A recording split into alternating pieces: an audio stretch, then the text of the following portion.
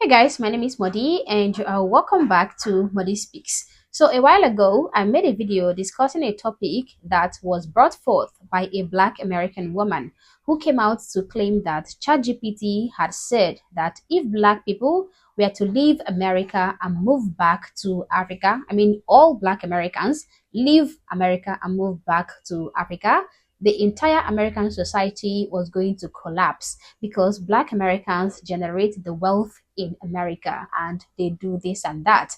And she believed all of this because, according to her, ChatGPT said this to her, and ChatGPT does not lie. So, since there's so many of y'all on here talking about go back to Africa, you should go, blah, blah, blah, I decided to ask ChatGPT, Chat, what would happen if all Black Americans left the U.S. and returned to Africa? And one thing ChatGPT do not do is lie, baby. So this is what ChatGPT said. This is food for thought for everybody who's saying go back to Africa. So first, Black Americans make up 14% of the U.S. population and contribute significantly to healthcare, education, sports, entertainment, government. And a sudden departure would create significant labor shortages. That's one. Two, Black Americans contribute over $1.7 trillion annually to the U.S. economy. A departure like that would create a sudden loss of economic power. 3, Black-owned businesses which employ millions of Americans would shut down or relocate, shifting the wealth to whatever country all of us went to. Number 4. Now this one gonna really piss you off. This one gonna piss you off. Loss of cultural influence. Black Americans, and I quote, Black Americans have shaped U.S. culture through jazz, hip-hop, and blues, fashion, language, and sports. Their departure would significantly alter America's cultural identity. Of course, we know that there will be a shift in elections, particularly for the Democratic Party. There won't be a need for NAACP and Black Lives Matter. But here's where it gets good again. A decline in innovation. Blacks foster creativity and innovation.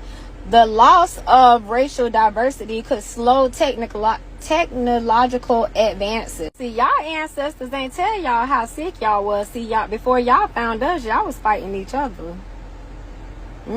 See, ain't nobody passed that information on to y'all. Y'all don't know about all that. See, our people passed information on. Y'all people didn't. Y'all wanted to be lost in translation, but we know. We know. Now, I dismantled that video starting from the claim that ChatGPT does not lie and can never lie, because ChatGPT itself even shows you an instruction at the bottom of each chat telling you that ChatGPT can always make mistakes. So verify any information it gives you. And I also went on to enumerate what exactly is going to happen to the American society when all Black Americans leave America, starting from the fact that crimes will go down, baby mama culture will almost certainly disappear, the prison population will significantly shrink in size, drive-by shootings will become a thing of the past, there will be no more Black fatigue, just to mention but a few. But today, we are going to be taking a look at this story from another angle. We are going to be checking in on this man who is showing us what a high trust society looks like. When I say high trust society, guys, I mean societies with functioning orderliness and organized systems where people behave with respect for one another and regard for law and order. And that means societies with less population of Africans and third world Arabs. Now, I'm not saying that Africans or third world Arabs are not capable of inhabiting high trust societies, but guys, when you take a look at places where you have high population of Africans and high population of third world Arabs, I mean, you can answer that question for yourself.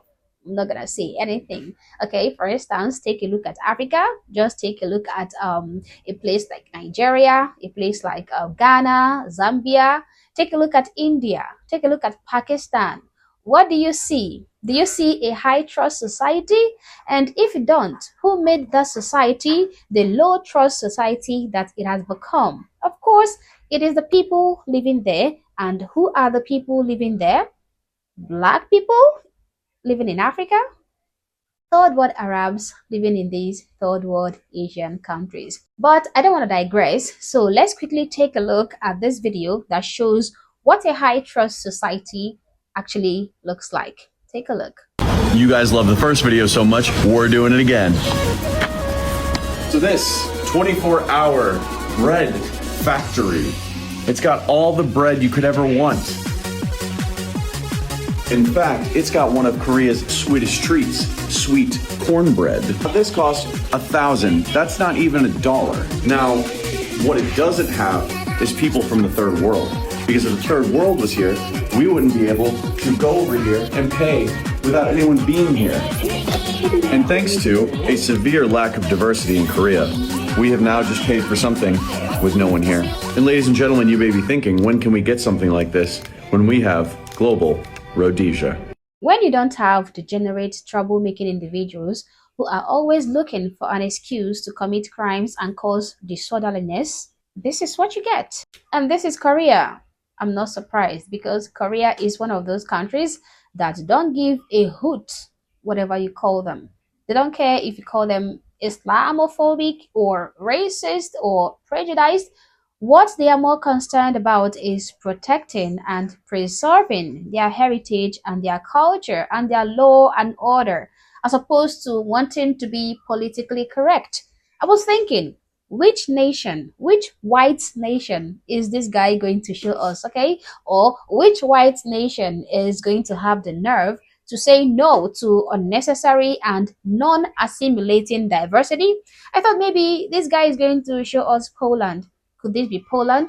But no, this is Korea, and that makes a lot of sense. So you can see how serene, how quiet, and how organized this society is. I mean, there is nobody in this particular store to monitor the products in the store. That tells you that these people already know that the people coming into the store to purchase things are going to conduct themselves respectfully and purchase their products quietly and pay without trying to game the system or cheat the system. If this store were to be in, say, Bangladesh, would it still exist? If this store were to be in Pakistan, would it still exist? If this store were to be in Uganda, would it still exist? Of course, I am a bona fide African, a black person, but that doesn't stop me from saying the truth. Some people are not compatible with high trust societies, and there are no two ways about it. I mean, there is nothing you can do about it. There is a reason why majority black neighborhoods look extremely different from majority white neighborhoods. It is not because of systemic racism or white supremacy or white privilege or any of those nonsense. It has nothing to do with any of those things, but it has more to do with culture, more to do with behavior. One group of people practices a culture of maintenance, orderliness, and honesty, while the other group practices a culture of breaking down things, a culture of degeneracy and lawlessness. So this video is further proof for the people like that woman who claims that ChatGPT said that if Black Americans were to leave America and move back to Africa, the American society will totally collapse. That is insurmountably false. What would happen would be the exact opposite of that. The American society will flourish and thrive. It would become a perfect high trust society, just like we saw in this video coming out of Korea. But as always, guys, these are my thoughts and my opinions. Please Feel free to share yours in the comment section below, but do so respectfully. Also, if you're not subscribed to this channel, honestly guys, I don't know what you're waiting for. Subscribe to the channel, like and share this video to keep people informed, and consider joining my membership or buy me a coffee if you like, as a way of supporting the channel. Thank you for watching this video, and I hope to catch you on the next one. For now, peace.